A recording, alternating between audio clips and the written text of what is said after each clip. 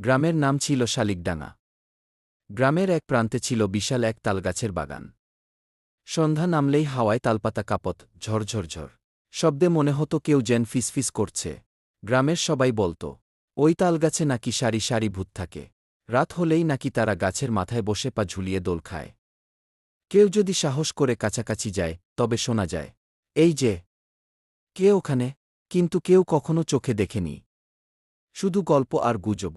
একদিন গ্রামের কৌতূহলী ছেলে রবি ঠিক করল, সে নিজেই দেখবে আসলে ভূত আছে কিনা।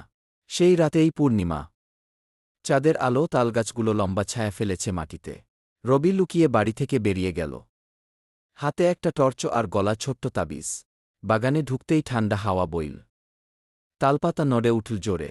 হঠাৎ সে দেখল গাছের মাথায় সাদা সাদা কিছু নড়ছে। তার বুক ধুকপুক করতে লাগল। কে ওখানে? রবি সাহস করে চিৎকার করল।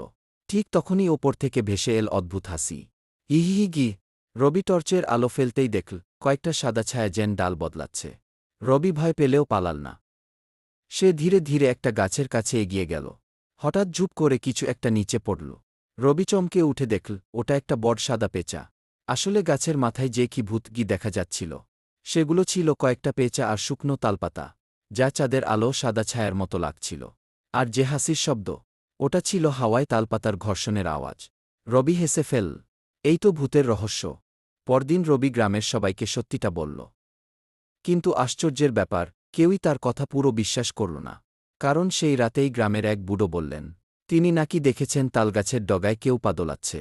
তাহলে কি সত্যিই সবটাই পেঁচা ছিল, নাকি এখনও কোথাও লুকিয়ে আছে তালগাছের সারি সারি ভূত?